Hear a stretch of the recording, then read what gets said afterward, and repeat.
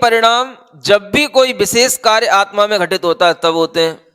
जैसे पहली बार सम्यक दर्शन होगा, जिसे हम कहते हैं प्रथमोपशम सम्यक दर्शन, कभी नहीं हुआ अनादिकाल से। जिस जीव को पहली बार सम्यक दर्शन होगा उससे इस प्रकार के 3 परिणाम उसके अंदर उत्पन्न होंगे, उससे ही उसके भीतर के मिथ्यात्व और अनंतानुबंधी कसाएं दबेंगी। मतलब ये परिणाम इतने उत्कृष्ट होते हैं कि इनके माध्यम से अपनी अंदर की मिथ्यात्व और कसायों को एक अंतर मुहूर्त के लिए दबाया जाता है, तो वह अंतर मुहूर्त के लिए उपशम सम्यक दर्शन उसे मिलता है। समझ आ रहा है? फिर कभी वह जीव छायक सम्यक दर्शन करेगा तब भी उसको ये 3 परिणाम करने होते हैं। कौन से? सुन लो, कभी कभी कुछ चीजें याद कर लिया करो। अधः प्रवृत्त करण, अधः प्रवृत्त करण, फिर अपूर्व करण, और तीसरा अनिवृत्ति करण, है ना। अधः प्रवृत्त करण का मतलब होता है वह परिणाम पहले धर्म ध्यान की अपेक्षा या पहले की अपेक्षा से उत्कृष्ट तो हैं, लेकिन अभी भी उन परिणामों की क्वालिटी इतनी अच्छी नहीं है कि अगर कोई थोड़ी देर बाद कोई दूसरा जीव आकर के उसी प्रकार के परिणामों को प्राप्त करना चाहे तो वह परिणाम प्राप्त कर सकता है। जो परिणाम आपने 2 सेकंड या 10 सेकंड पहले किए थे, वह 10 सेकंड बाद में भी कोई परिणाम डायरेक्ट भी आकर के प्राप्त कर सकता है। समझ आ रहा है? मतलब ऐसा हुआ कि जैसे आपने दौड़ना शुरू किया और आप दौड़ करके 10 सेकंड पहले दौड़ करके आप आगे निकल गए, और कोई नया आया 10 सेकंड बाद और उसने इतनी अच्छी दौड़ लगाई कि उसने आपको पकड़ लिया, तो ये कौन से परिणाम कहलाएंगे? अधः प्रवृत्त। मतलब क्वालिटी उनकी इस टाइप की होती है, लेकिन फिर भी उत्कृष्ट होती है। अपूर्व करण ऐसे होते हैं जो अपूर्व ऐसे परिणाम जो पहले कभी नहीं हुए, अपूर्व परिणाम उनको कहलाते हैं, जो दूसरों के लिए फिर बराबरी के रूप में प्राप्त नहीं की जा सकते। पिछले वाला उनकी बराबरी नहीं कर सकता है। और अनिवृत्तिकरण के परिणाम ऐसे होते हैं कि वो परिणाम बिल्कुल वहां पहुंचने के बाद में, माने उन परिणामों की स्थितियां सबके लिए एक समान होंगी। ऐसे 3 प्रकार के परिणाम कई बार ऐसे अवसरों पर होते हैं। जब पहली बार उपशम सम्यक दर्शन मिलेगा तो ये परिणाम होंगे, छायक सम्यक दर्शन होगा तो ये परिणाम होंगे, कभी संयम धारण करोगे तो ये परिणाम होंगे, संयम भाव को धारण करोगे तब ये परिणाम होंगे, क्योंकि इन्हीं परिणामों से ये विशेष निर्जरा और विशेष विशुद्धि प्रारंभ होती है। और सबसे अंत में ये परिणाम होते हैं जब 6वें 7वें गुणस्थान वाले मुनि महाराज ऊपर के अष्टम आदि गुणस्थानों में आरोहण करते हैं, अष्टम आदि गुणस्थानों में जाते हैं, तो उनके गुणस्थानों के नाम भी यही रखे गए हैं। समझ आ रहा है? 7वें गुणस्थान में अधः प्रवृत्त करण हो जाएगा। नाम तो गुणस्थान का अप्रमत्त है, लेकिन वहां पर अधः प्रवृत्त करण के परिणाम हो जाएंगे। और 8वें गुणस्थान का नाम है अपूर्व करण, और 9वें गुणस्थान का नाम है अनिवृत्तिकरण। तो ये परिणाम उनको लास्ट में एक बार जब ये प्राप्त हो जाते हैं तो फिर दोबारा कभी भी फिर उन परिणामों को प्राप्त नहीं करना पड़ता। वो छपक श्रेणी के ये परिणाम कहलाते हैं। तो ऐसे इन परिणामों को अंतर मुहूर्त में इन गुणस्थानों को प्राप्त करने के बाद में जो 8वां 9वां 10वां और 12वां 11वां गुणस्थान नहीं, वो तो जो उपशम करते हुए कर्मों का आगे बढ़ते हैं उनके लिए 11वां गुणस्थान होता है। लेकिन जो 6 करते हुए कर्मों का आगे बढ़ते हैं तो वह 8वां 9वां 10वां और डायरेक्ट जो है उनके लिए 12वें गुणस्थान का भाव आता है। तो 8वें 9वें 10वें गुणस्थान में पहला शुक्ल ध्यान ही चलता रहता है। प्रथम शुक्ल ध्यान जिसे बोलते हैं पृथक्त्व वितर्क शुक्ल विचार शुक्ल ध्यान, क्या बोलते हैं उसको? हाँ। और दूसरा शुक्ल ध्यान जो होता है वो 12वें गुणस्थान में आता है, जिसको बोलते हैं एकत्व वितर्क अविचार शुक्ल ध्यान। ये दूसरा शुक्ल ध्यान जब आ जाता है तो उससे केवल ज्ञान की प्राप्ति होती है। 12वें गुणस्थान में यह अंतर मुहूर्त के लिए ऐसे परिणाम जो सभी प्रकार के मोहिनी आदि कर्मों के क्षय के लिए कारण हो जाते हैं, और आत्मा में ज्ञानावरण, दर्शनावरण, मोहिनी कर्म, अंतराय कर्म जो अनादिकाल से बंधे हुए आ रहे होते हैं वो सब क्षय को प्राप्त हो जाते हैं, नष्ट हो जाते हैं। और उस समय पर 4 घातीय कर्मों का नाश होने पर यह आत्मा को अनंत ज्ञान की, केवल ज्ञान की प्राप्ति हो जाती है। जैसे ही ये केवल ज्ञान की प्राप्ति होती है तीर्थंकरों के लिए, उनका शरीर 5000 धनुष ऊपर उठ जाता है। कितना? एक धनुष माने 4 हाथ। समझ आ रहा है? इसी हाथ को समझ लेना, इतना एक हाथ। क्या समझ आया? ऐसे 5000 धनुष ऊपर उठ जाते हैं उनका शरीर, और ऐसा होते ही चारों निकाय के देवों के जो भी विमान, जो भी भवन होते हैं, उन सब में अलग अलग तरीके के, किसी के यहाँ शंख बजेगा, किसी के यहाँ घंटा बजेंगे, किसी के यहाँ सिंहनाद होगा, भेरी बजेगी। ऐसे देवों के यहाँ पर अपने आप सूचना पहुंच जाती है तीर्थंकर का केवल ज्ञान हो गया है। एक अंतर्मुहूर्त नहीं लगता। अंतर्मुहूर्त का मतलब 48 मिनट नहीं समझना, सेकंडों में काम होता है, वो भी अंतर्मुहूर्त ही कहलाता है, सेकंड भी अंतर्मुहूर्त में आता है। तो वह सेकंडों में इंद्र वहां से आज्ञा देगा कुबेर को, और कुबेर आएगा, वह समौशरण की रचना करेगा, और एक अंतर्मुहूर्त के अंदर वह सभा खचाखच भर जाएगी। समझ आ रहा है? और ये सब हो गया भगवान महावीर स्वामी के साथ। कहां पर? रिजकूला नदी के तट पर। समझ आ रहा है? वो रिजकूला ग्राम भी कहलाता है, उसी का गांव की वो नदी। गए हो आप लोग? हैं? हाँ, वो भी जो है रास्ते में विहार करते हुए जब पंच पहाड़ी पर जाते हैं शिखर जी से लौट करके, तो भी वह भी एक स्थान रास्ते में पड़ता है ना। ये बात अलग है कि वहां पर दिगंबरों का कुछ भी अस्तित्व नहीं है, हाँ, जब हम गए थे वक्त तो वहां कुछ भी नहीं था। तो उस समय पर मतलब ये जब समूह शरण की रचना हो गई, एक अंतर मुहूर्त में सब देव देवी आकर के उसमें बैठ गए, त्रियंश भी आकर के बैठ गए, मनुष्य भी आकर के बैठ गए, 12 सभाएं भर जाती हैं। समझ आ रहा है?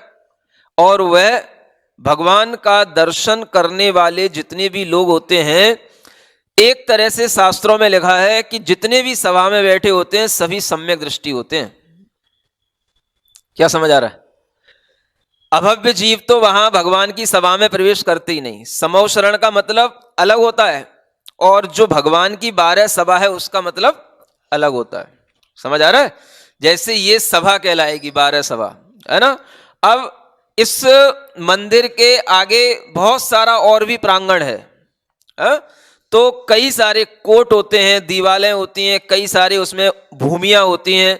उन सबको क्रॉस करते करते जो जीव जो है अंदर समूह शरण तक आता है, तो उसके परिणाम इतने निर्मल हो जाते हैं कि वो नियम से सम्यक दर्शन के साथ ही वहां बैठता है।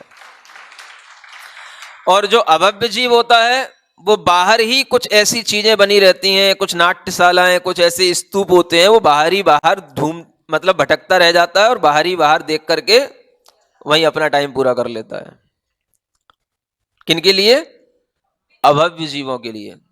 मतलब वो भगवान के समूह शरण का मतलब ये हो गया कि जो बहुत सारा बड़ा समूह शरण है, उसमें 11 भूमियां होती हैं, बहुत सारे 3 परिकोटे होते हैं, उन सबको पार करके अंदर जाना होता है। तो वो अभव्य जीव अंदर नहीं जा पाएगा, अंतिम परकोटे को पार करके अंदर जो है जहां 12 सभाएं लगी होंगी वहां नहीं जा पाएगा, उसके बाहर समूह शरण में घूमता रहेगा। समझ आ रहा है? तो आचार्यों ने लिखा है कि अभव्य जीव का समूह शरण में माने उन 12 सभाओं में प्रवेश नहीं। पशुओं में भी असंगी जीवों का प्रवेश नहीं होता, क्योंकि बाकी तो मनुष्य सब संगी होते हैं, देव नार की तो होते ही नहीं, और देव जो होते हैं वो सब संगी होते हैं। तो त्रियंचों में भी असंगी जीव वहां प्रवेश नहीं कर सकता है। ये शर्तें हैं समूह शरण की। असंगी जीव नहीं, और किन्हीं किन्हीं शास्त्रों में तो लिखा है कि मिथ्या दृष्टि जीव के साथ साथ पहला, दूसरा और तीसरे गुण स्थान वाले, 3 गुण स्थान वाले जीव समूह शरण में होते ही नहीं। समझ आ रहा है? क्योंकि ये तीनों गुण स्थान भी मिथ्यात्व के एक समकक्ष ही है, मतलब वो जीव सम्यक दृष्टि नहीं है, साधन सम्यक दृष्टि है तो उसके अंदर भी अभी सम्यक्त्व का भाव नहीं है, क्योंकि सम्यक्त्व की विराधना करके होता है। सम्यक मिथ्या दृष्टि है तो वो भी मिश्र परिणाम वाला है, सम्यक दृष्टि नहीं है। प्योर सम्यक दृष्टि चौथे गुण स्थान से होता है, तो इसलिए 3 गुण स्थान वाले जीवों का वहां समोसरण में सद्भाव नहीं होता है। समझ आ गया? असंगी जीव नहीं होते, मिथ्या दृष्टि नहीं होते, साधन सम्यक दृष्टि नहीं होते, सम्यक मिथ्या दृष्टि नहीं होते, अभव्य जीव नहीं होते है? तो वहां पर बैठे हुए जीव जो हैं वो नियम से उस समय पर सम्यक्त्व के साथ ही भगवान के सामने बैठे होते हैं, और उनके अंदर वह सम्यक दर्शन का भाव भगवान के दर्शन से आ ही चुका होता है। मनुष्य भी होते हैं तो वह भी भगवान के दर्शन करते करते आते आते उनके अंदर सम्यक दर्शन का भाव आ ही जाता है। मिथ्या दृष्टि होता है तो सबसे पहला जो धूलिशाल नाम का कोट होता है, फिर उसके अंदर एक मानस्तंभ भूमि आती है, उसमें मानस्तंभ बने रहते हैं। समझ आ रहा है? तो उन मानस्तंभों के माध्यम से सबसे पहले उसके अंदर सम्यक्त्व की प्राप्ति हो जाती है। उसका वर्णन यहां आगे किया जा रहा है। पढ़े आगे, देखो क्या लिखा है। मानोद्धत सकल वेद पुराण विद्यो मानादिभूस्थ जिन बिंब मथेन्द्र भूते मानोगतो विलयतामवलोक्यतेस्य न्यपुरुषेषु न दृश्यते तत्। हुआ मान से उद्धत है जो सकल पुराण शास्त्र ज्ञाता, मान स्तंभ बने जिन बिंबों को लख इंद्र भूति भ्राता। मान रहित हो खड़े रहे जो भूल गए हो सब कुछ ही, छोड़े आपको अन्य पुरुष में क्या हो ये कभी। क्या कहा जा रहा है? ये वही प्रसंग है जहां हम आपको लेकर के आए हैं, है ना? जब भगवान का समोसरण लग गया और समोसरण में कोई भी भगवान का उपदेश नहीं हो रहा है, दिव्य ध्वनि नहीं खिल रही है, समझ आ रहा है, और सभाएं भरी हुई हैं और सब भगवान की ओर देख रहे हैं, लेकिन भगवान बोल नहीं रहे हैं। एक कारण उसमें यह भी बताया जाता है कि भगवान के नहीं बोलने का कारण यह है कि उन्हें अभी ऐसा कोई भी योग्य व्यक्ति नहीं दिख रहा है जो हमारे बोलने के बाद में तुरंत ही हमारी वाणी को अवधारित कर ले और तुरंत ही सभी प्रकार के संयमों की रिद्धियों से सुशोभित होकर के हमारा शिष्य बन जाए। समझ आ रहा है? हमारा वाली बात नहीं है, लेकिन बात यह है कि अभी योग्यता वाला पात्र वहां पर दिखाई नहीं दे रहा है। और ये प्रक्रिया चलती रही। समोसरण के बाद में लगभग 66 दिन बीते। 66 दिन के बाद भगवान की वाणी खिरी। 66 दिन, 66 डेज। समझ आ रहा है? मतलब 2 महीने से ज्यादा हो गया। हाँ, और भगवान इसी तरीके से मौन रहे। तब जाकर के इंद्र ने अपने अवधि ज्ञान से देखा, जाना कि ये क्या कारण है। तो वह इंद्र एक व्यक्ति की खोज में निकला और उसे एक गौतम गोत्रीय, एक इंद्रभूति नाम का व्यक्ति मिला, जो जाति से ब्राह्मण था, वेद वेदांगों में पारंगत था, जिसके 500 उसके शिष्य उसके सामने बैठे हाथ जोड़ करके उससे ज्ञान लेते थे। समझ आ रहा है?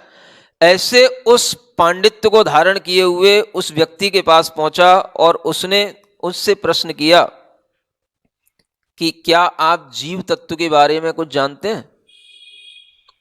तब उसकी समझ में आया कि मैं जीव के बारे में तो कुछ भी नहीं जानता, बाकी की सब चीजें जानता हूं। तो वह कहता है कि हम तुम्हें जीव के बारे में बता देंगे, लेकिन तुम यहां पूछने क्यों आए हो? तो उसने बताया कि मैं भगवान महावीर स्वामी का शिष्य हूं, इंद्र ने, और मैं इस प्रश्न का समाधान लेने के लिए आपके पास आया हूं। शायद आप बहुत ज्ञानी हैं, इसलिए आपके पास इसका समाधान होगा। तो वो कहता है कि अगर ऐसा कोई भी प्रश्न आपने किया है जिसका अभी हमारे लिए जवाब नहीं है, तो वह जवाब भी हम आपके ही उन गुरु के पास ही जाकर के देंगे जिन्होंने ये प्रश्न किया है। समझ आ रहा है?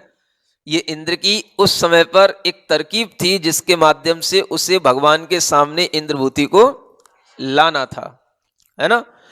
तो इतना अहंकारी वह इंद्रभूति था, समझ आ रहा है। और अहंकार क्यों ना हो, जितने भी वेद पुराण, जितना भी साहित्य वर्तमान में उस समय पर जो भी उपलब्ध था, उस सारा का सारा उसके ज्ञान में था। समझ आ रहा है? 500 शिष्यों का वह लीडर था। और वह जो है आता है भगवान के पास में इस बात को लेकर के, चलो तुम्हारे गुरु को ही हम बताएंगे कि जीव तत्व क्या होता है, जबकि उसे कुछ नहीं मालूम। और जैसे ही वो समोशरण में प्रवेश करता है तो क्या लिखा है, मानोद्धत, मान से वो उद्धत था, सकल वेद पुराण विदयो, सभी प्रकार के वेद और पुराणों को जानने वाला था। मानादि भूस्थ जिन बिंब, जो मान स्तंभ की भूमियां हैं उनमें बने हुए जो जिन बिंब हैं, उन जिन बिंबों को देख करके इंद्रभूति के अंदर, उसके अंदर का क्या परिणाम बदल गया, केवल मान स्तंभ को देख करके जो अभी प्रवेश करते हैं भूमि में समोशरण में, भगवान तो 11 भूमियों के बाद है, पहली भूमि मान स्तंभ में ही प्रवेश करते ही, मान स्तंभों को देखते ही अंतरंग का मिथ्यात्व और अनंतानुबंधी कसाय ये सब उपशमित हो जाते हैं, और उसके अंदर उसी समय पर उपशम सम्यक दर्शन की प्राप्ति हो जाती है। ये मानो गतो विलयताम अवलोक्यते से, उसका मान जो है विलय को प्राप्त हो गया। हे भगवान, आपको देख करके, और आपको क्या देख करके, केवल आप तो अभी भीतर बैठे हो, लेकिन आप भीतर इतनी दूर बैठकर के भी आपका ही वो प्रभाव है जो मान स्तंभों में इतनी ऊर्जा आ रही है कि उसे देख करके ही, उन बिंबों को देख करके ही उस इंद्रभूति जैसे अहंकारी को भी सम्यक दर्शन की प्राप्ति हो जाती है। इसलिए ये लिखा है, सामर्थ्य मन्य पुरुषेषु न दृश्यते तत्, मतलब ये सामर्थ्य भगवान आपकी है जो पत्थर में भी, मान स्तंभ में भी इतनी ताकत, इतनी ऊर्जा कि वो सामने वाले को सम्यक दर्शन करा दे। वो केवल भगवान की सानिध्य से ही संभव था, अन्यथा मान स्तंभ तो कई जगह बने होते हैं, बन जाएंगे, लेकिन जहां भगवान की सन्निधि नहीं है वहां पर ऐसा नियम नहीं बनेगा कि जो भी उस मान स्तंभ को देखे उसे सम्यक दर्शन हो जाए। समझ आ रहा है? तो वो भगवान का वो प्रभाव जिसके कारण से इंद्रभूति सदृश अहंकारी जीव को भी उस सम्यक दर्शन की प्राप्ति हुई, और वह वहां पर देखते ही नतमस्तक हो गया। फिर धीरे धीरे जब वो समोशरण में और कई भूमियों को क्रॉस करते हुए अंदर जाकर के देखता है, तो देखता है एक बहुत बड़ी सभा के बीचों बीच में, समझ आ रहा है, गंध कुटी पर 3 कटनियों के ऊपर, गंध कुटी पर सिंहासन पर एक बहुत ही स्वर्णमयी आभा को लिए हुए एक दिव्य पुरुष विराजमान है, नासाग्र दृष्टि को किए हुए, और वह बिल्कुल दिगंबर देह को धारण किए हुए हैं। और उनको देख करके, देखते ही से उनको देख करके ही वह सब अपना अहंकार जो कुछ भी लेकर के आया था वो सारा का सारा उसका विलीन हो गया, और वहां पर बस वो बैठ गया, बोलती बंद हो गई उसकी। समझ आ रहा है? केवल बस भगवान को देखता रह गया, और ऐसा देखा कि भीतर उसके अंदर की सब कसाएं अनंतानुबंधी तो पहले ही, उसके बाद में तुरंत उसके लिए ये सब परिणामों के माध्यम से इच्छाइक सम्यक दर्शन का हो जाना, उसके बाद में अप्रत्याख्यान प्रत्याख्यान कसाए भी गल जाना, और सकल संयम का भाव आ जाना, और एक अंतर मुहूर्त में ही उसने सारे के सारे अपने परिग्रह को त्याग करके भगवान के सामने बैठ करके उसने दीक्षा को धारण कर लिया। ये परिणाम तीर्थंकर भगवान के सामने बैठे हुए होने पर ही होते हैं, और ऐसे परिणामों से जब उसने पहली बार भगवान की दिव्य ध्वनि को सुना, उसका अर्थ समझा, तो भगवान तो जब पहली बार बोले तब तक तो भगवान चलते चलते, समझ आ रहा है, विपुलाचल पर्वत पर आ चुके थे। ऋजुकूला नदी अलग जगह है और राजग्रही में जो विपलाचल पर्वत है वो अलग है। समझ आ रहा है? भगवान उपदेश देते हुए हो सकता है कि वह पहला समोसरण ऋजुकूला पर ही लगा हो, यह भी संभावना है। और वहां पर भी अगर वो रहे तो 66 दिन तक वहां पर रुके रहना पड़ेगा उनको। इधर उधर विहार किया होगा तो वहां पर भी जहां कहीं उनका पहला समोसरण लगा हो। इतना जरूर है कि विपुलाचल पर्वत पर समोसरण लगा, लेकिन यह कहीं उल्लेख नहीं आता है कि पहला समोसरण या पहली दिव्यध्वनि विपुलाचल पर्वत पर ही हुई। समझ आ रहा है? भगवान अनेक जगह से विहार करते हुए विपुलाचल पर आए और उस बीच में कितना टाइम निकला कुछ नहीं कहा जा सकता। तो हो सकता है कि वो विपुलाचल पर आने से पहले ही समोसरण में ये इंद्रभूति को केवल ज्ञान की प्राप्ति होने, भगवान को केवल ज्ञान की प्राप्ति होने के बाद में यह दिव्य देशना का लाभ मिला और उसके बाद में उन्होंने संयम धारण किया। संयम धारण करने के बाद जब भगवान की दिव्य ध्वनि हुई तो उसमें जो भी अर्थ था वो अर्थ उनके ग्रहण करने में आया उनके ज्ञान की रिद्धियों के कारण से। और वो अर्थ केवल गणधरों को ही ग्रहण करने में आता है, क्योंकि ज्ञान की रिद्धियां जिनके अंदर प्रकट हो जाती हैं वही भगवान की कही हुई वाणी का मर्म के साथ में अर्थ समझ पाते हैं। और फिर वो 12 अंग और 14 पूर्वों की रचना करते हैं।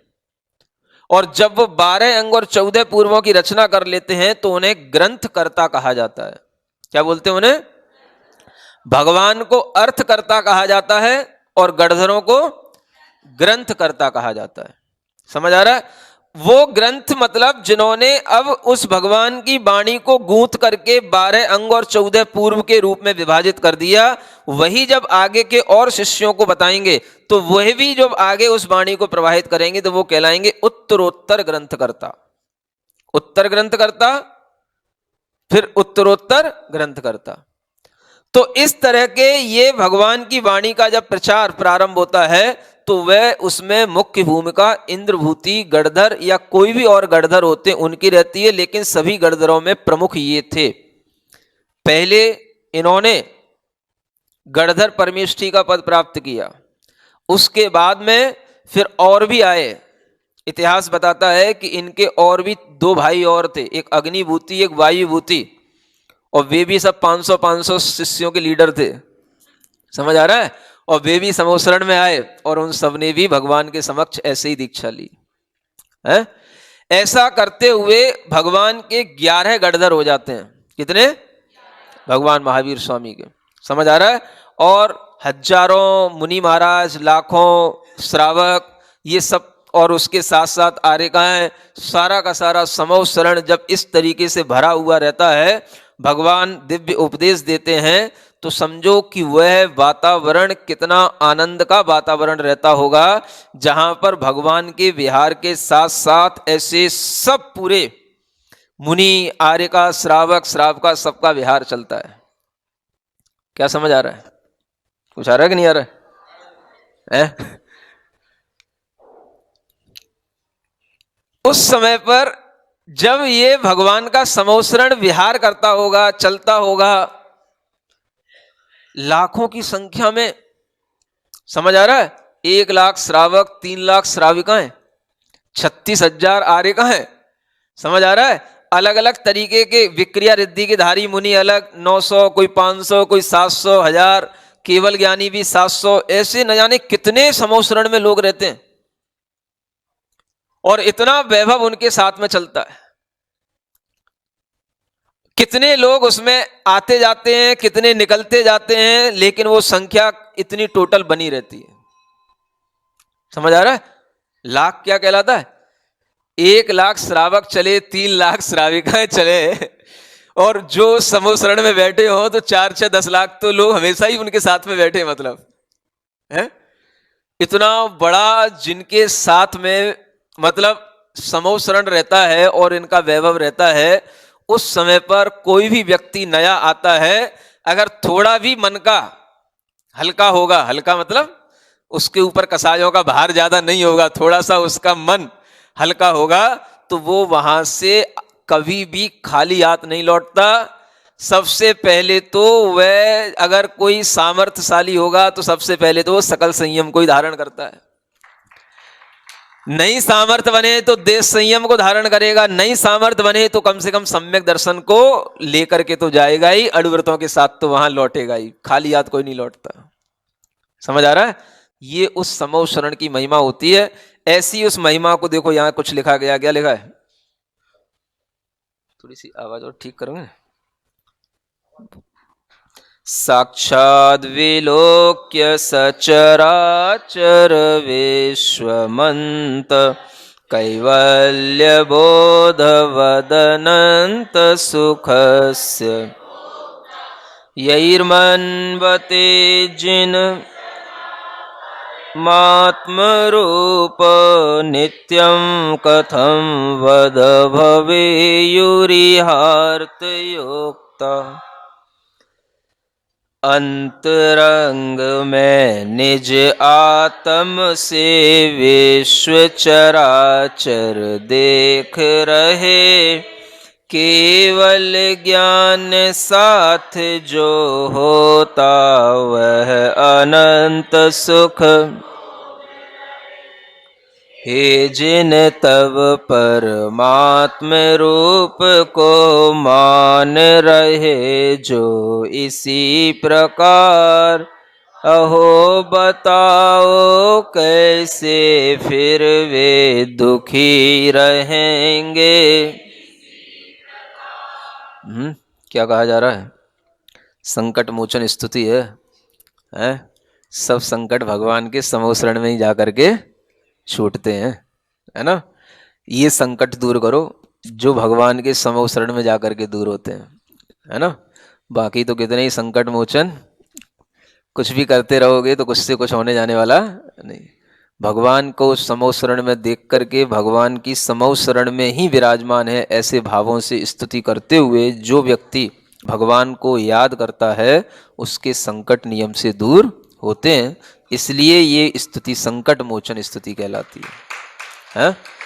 कोई भी संकट हो, रह कैसे सकते हैं, संकट भी कैसे रह सकते हैं सामने, अगर हम ऐसे भगवान को स्मरण में लाएं और इस तरीके की स्तुतियां करें तो संकट आपके सामने कोई भी नहीं टिक सकता है। समझ आ रहा है?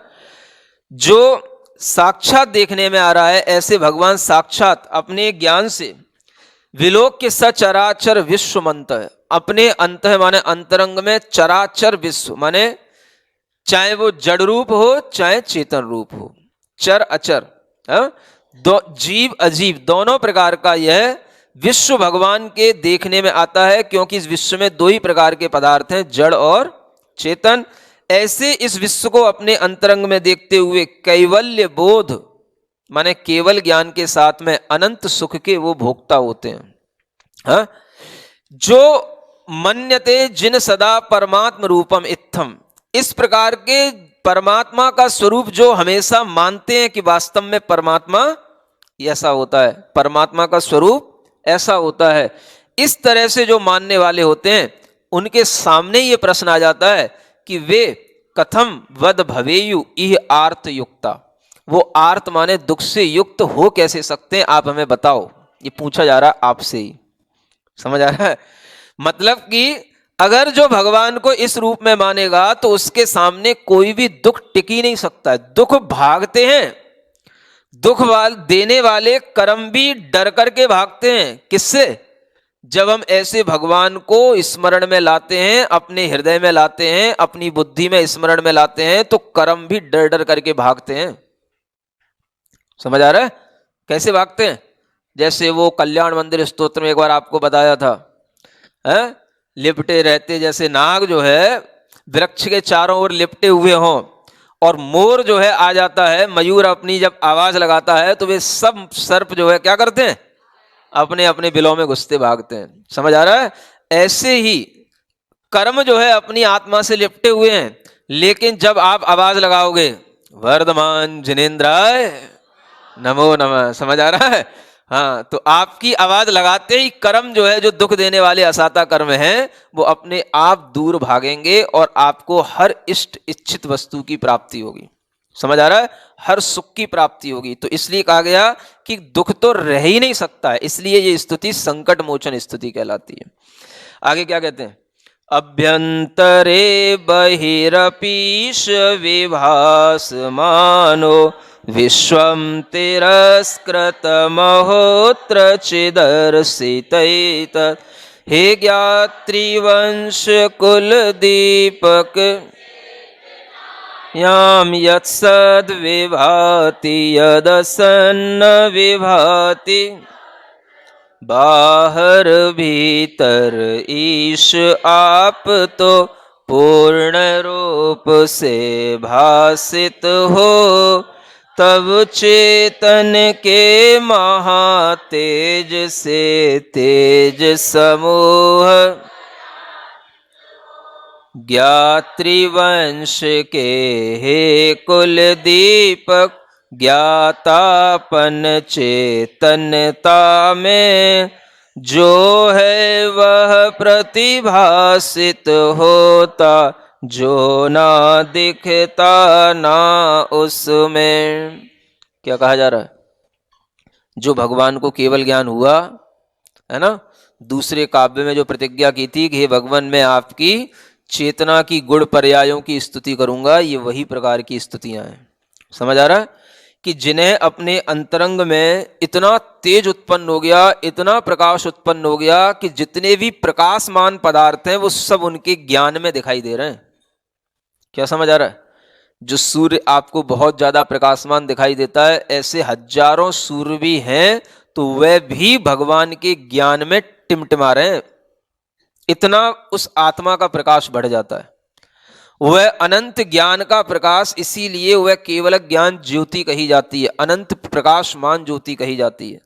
उसके सामने जितने भी प्रकाशमान पदार्थ होते हैं वो सब तिरस्कृत हो जाते हैं। तिरस्कृत महो चिदर्चि से आपकी चिदर्ची माने जो चैतन्य की किरणें हैं उसके माध्यम से सब तेजवान पदार्थों का प्रकाश कैसा हो गया?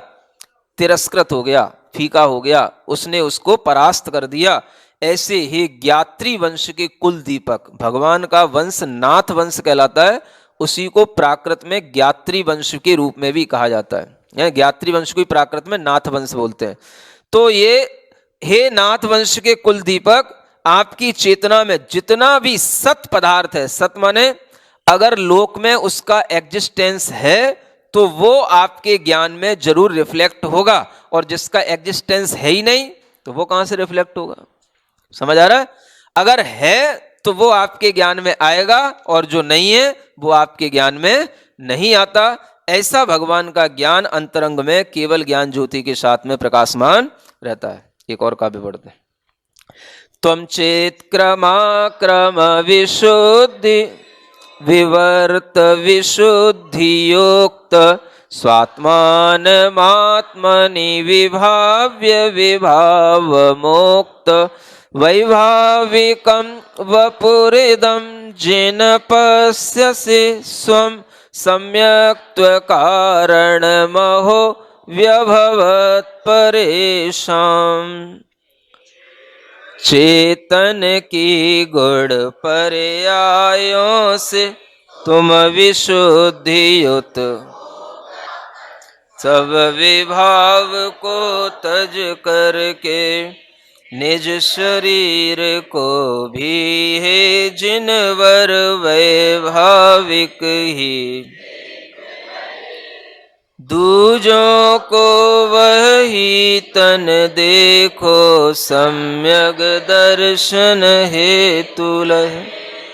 यहाँ भगवान की स्तुति करते हुए कहा जा रहा है कि त्वं चित क्रमाक्रम विवर्त विशुद्धि युक्त है। आप तो हे भगवान अपने चैतन्य के क्रम वर्ती पर्याय और अक्रमवर्ती गुण, इन गुण और पर्यायों में विशुद्धि से युक्त होकर के स्वात्मानम आत्मनि विभाव्य, अपनी ही आत्मा में अपनी ही आत्मा को आप निरंतर भावित कर रहे हैं।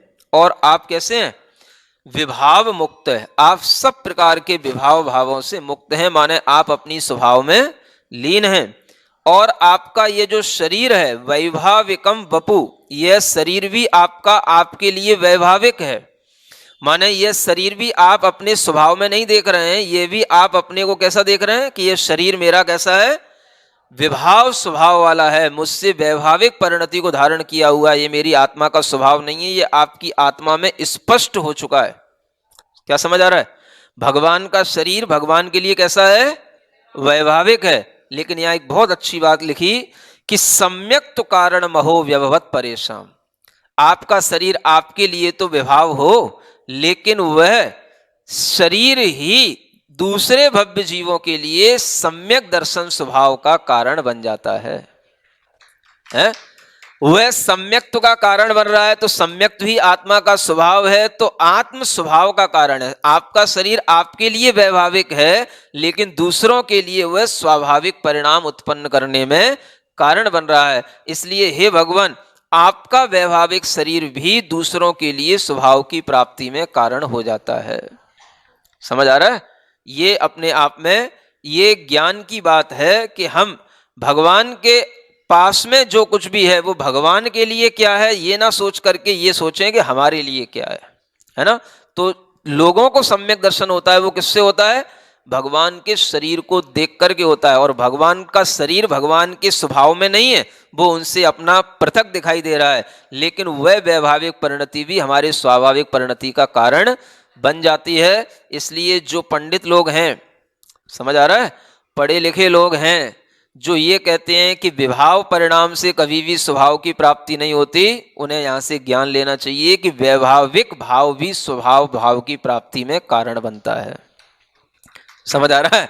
हाँ, जड़ देह भी आत्मा के सम्यक दर्शन स्वभाव को प्राप्त कराने में कारण बनती है। परिणाम हमारे अंदर का होता है, सामने वाले का विभाव परिणाम भी हमारे लिए ज्ञान स्वभाव परिणाम की प्राप्ति का कारण है। ये बहुत अच्छे ज्ञान की बात है। इतना ही आज पर्याप्त है।